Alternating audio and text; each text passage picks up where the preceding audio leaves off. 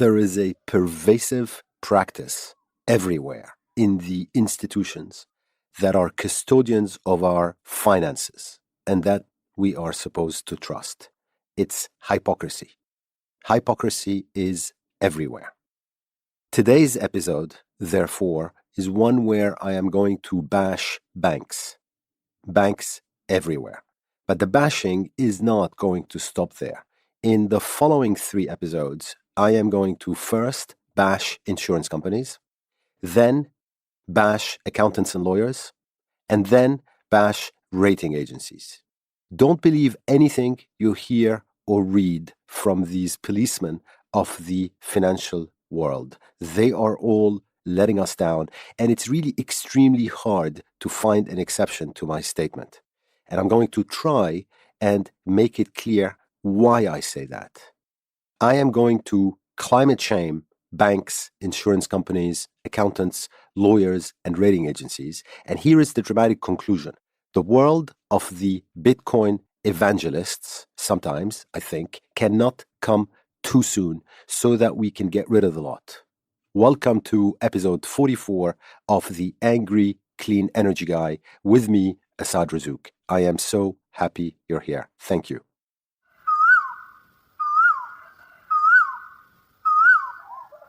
Let's start with definitions first. What does it mean to be aligned with the Paris Climate Agreement? Everybody pretends to be aligned with the Paris Climate Agreement, but what does that in fact mean? It means 2 really simple things. The first one is that we have already banked 2 degrees centigrade warming over the pre-industrialization time from emissions from the coal, the oil, and the gas that's already in production. So we've already banked the 2 degrees centigrade warming. So the first thing being aligned with the Paris Climate Agreement means is zero expansion of fossil fuels extraction or expansion of the infrastructure that drives more extraction. That's zero new oil, gas, and coal.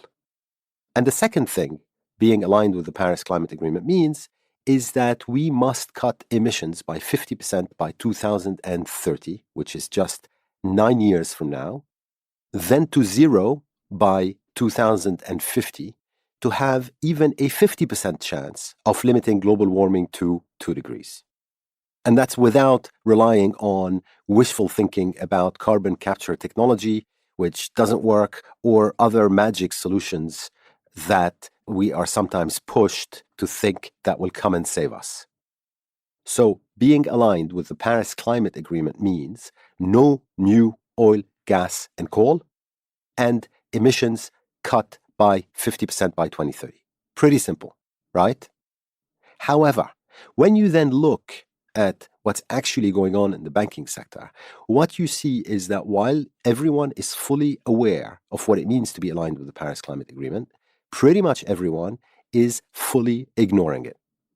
Before I go on to dispel some myth, let me just digress for a moment and let's look at what the banks actually say to us when we read about their stance on climate and the environment.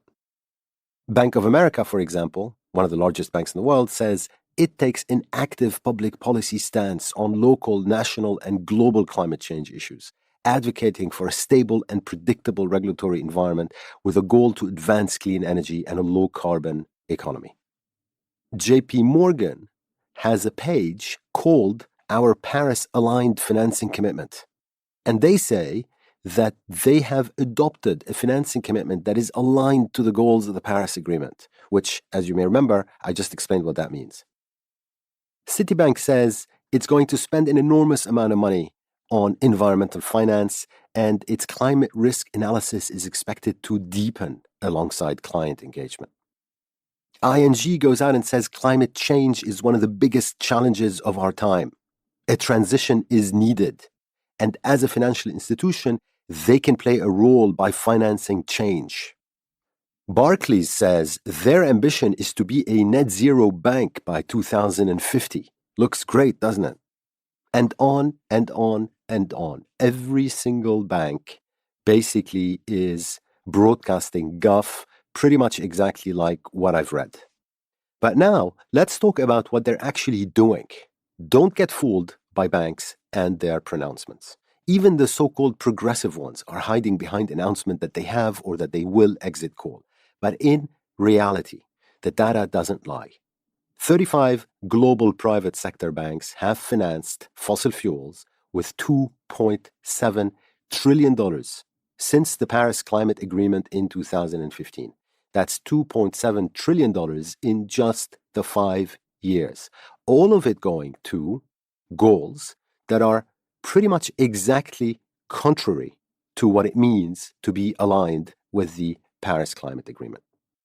Worse, bank financing for fossil fuels has gone up each year since the Paris Agreement. And if you look at the rate of growth, it may very well reach $1 trillion per year by 2030, instead of zero, of course. And that's if you look at how much the top 35 private sector banks worldwide have backed 2,100 fossil fuel companies by. These banks, American, European, Japanese, Chinese, and Canadian, have really excelled themselves at doing exactly what they're not supposed to and what they pretend they're not doing. Now, the biggest fossil bank over that time, by far, was JP Morgan Chase. And the American banks really have just excelled because right after JP Morgan, you had its US peers, Wells Fargo, Citibank, and Bank of America. In Canada, RBC was the worst, MUFG was the worst in Japan, Barclays was the worst in Europe, and Bank of China was the worst in China. And the point here is that it's not enough to pretend that you are stopping the financing of coal. What needs to stop is the financing of any new fossil fuels. That must be the starting point.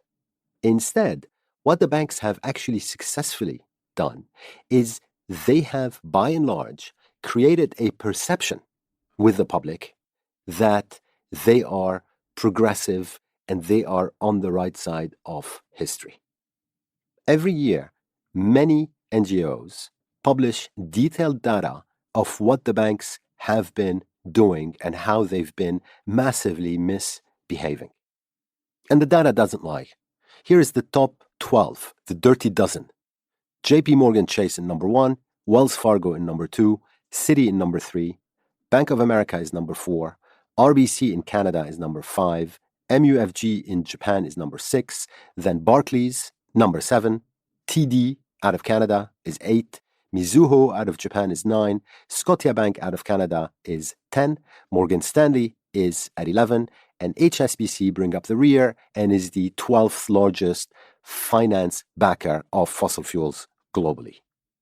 And it's very hard to find really anyone who is respectable on this topic. So if you just look at European banks who are doing better than their peers in terms of backing our move away from fossil fuels, well, by and large, they are still doing pretty horribly. I mean, for example, Societe Generale actually increased its annual financing for every fossil fuel sector, and especially for fracking. It's the top European banker for LNG as well. Despite several policies restricting unconventional oil and gas finance, BNP is France's worst banker of fossil fuels. So there's the French banks not doing extremely well. Barclays and HSBC are the top 2 European banks financing fossil fuels. Credit Suisse is number 4, Deutsche number 5, Societe Generale, Crédit Agricole, ING, UBS, Natixis, Santander, Standard Chartered, UniCredit, BBVA, they're all there. They are all giving away money to new oil, gas, and coal, and they are all completely familiar with what it means to be aligned with the Paris Agreement. And they must do so much better. But I can't emphasize enough how terrible and horrible JP Morgan Chase in particular has been. In the 4 years since the Paris Agreement, JP Morgan Chase every year has been the number 1 banker of fossil fuels, and by a large margin. They have backed oil, gas, and coal with $270 billion in total, and they were the worst in the world each year. in 2016, in 2017, in 2018, and in 2019. I mean, what they do is unbelievable. They have Arctic policies, for example, and they have coal policies as well. JP Morgan do. But they still fund companies actively expanding Arctic drilling and coal plants. I can't explain that. They can't explain that either. It's just greed gone mad. If you then go and score the policies of the top 35 private sector banks in the world in terms of what they say regarding ending financing for fossil fuel expansion and phasing out overall fossil fuel financing. So if you go out and you actually grade them, Citibank, ANZ, Deutsche, Barclays, HSBC, JP Morgan Chase, Commonwealth Bank, Santander, NAB, Goldman Sachs, UBS, Standard Chartered, Commerzbank, BBVA all get either an F or a D.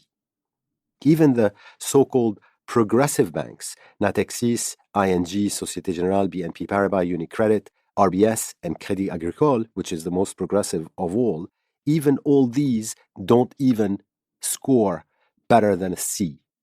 Not even a C plus, a C. So you've got the top 35 private sector banks in the world, all of them with failing scores on climate, yet all of them pretending that they are helping fight climate change. And then you've got those that score literally zero.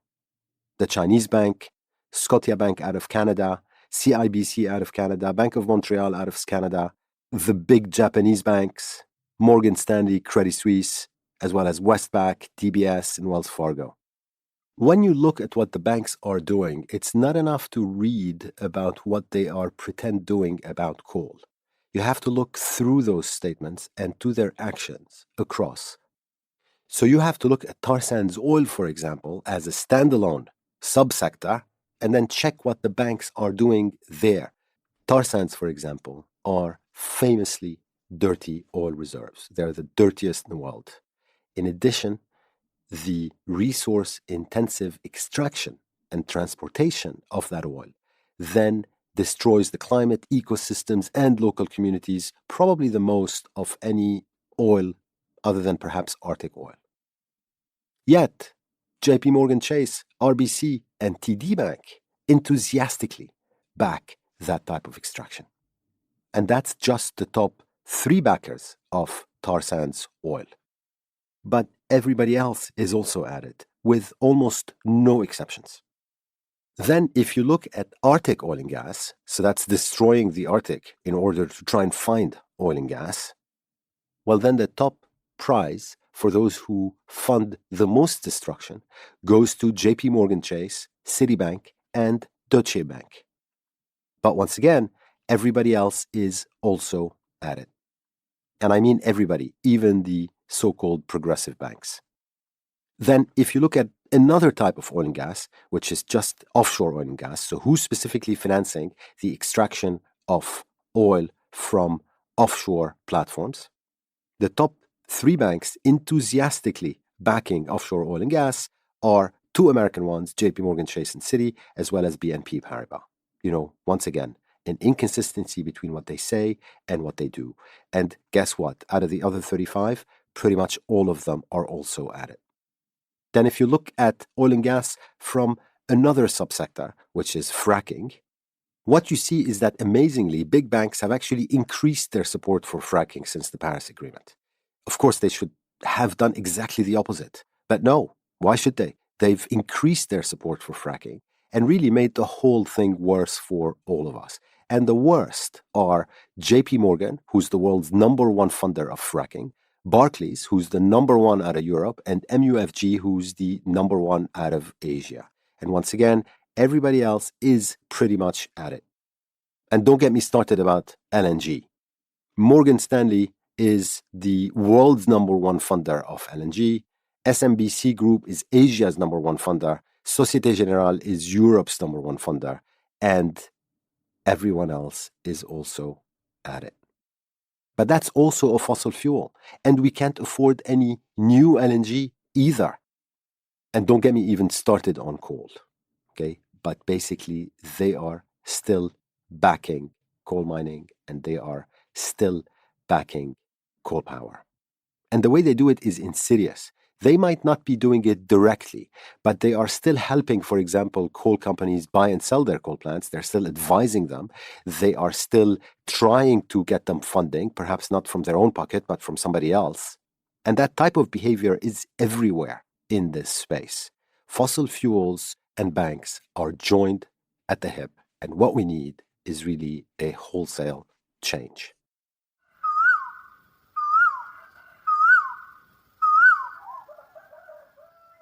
Here is what you need to keep in mind in a simple formula.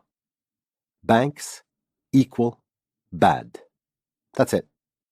Financial institutions the world over are funding enough carbon-intensive projects and companies to guarantee not a 2-degree rise, not a 3-degree rise, but a 4-degree rise or above in global warming above pre-industrial levels.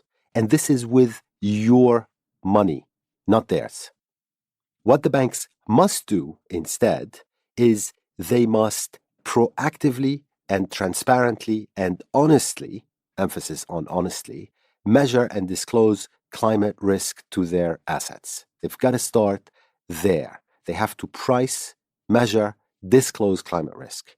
Then they need to also measure and disclose their climate impact and that of the clients that they back on the planet.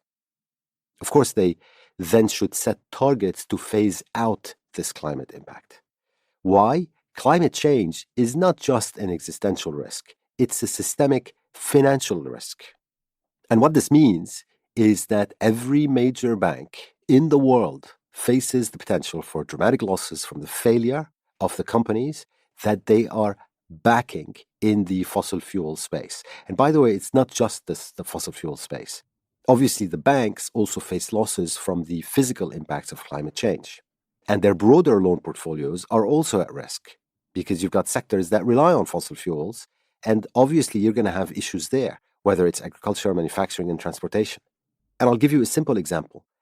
Airlines spend 25% to 50% of their money on fossil fuels. But what happens when they won't anymore? Has any bank credit department modeled the result?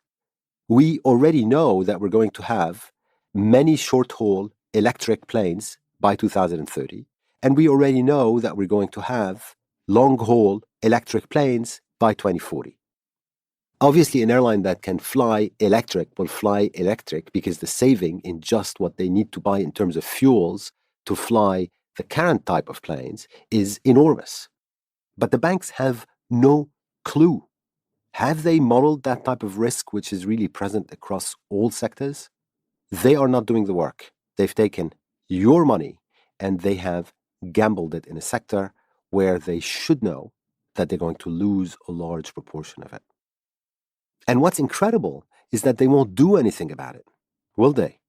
And then people wonder why Bitcoin is now above $20,000. That's because of an enormous lack of trust in banks.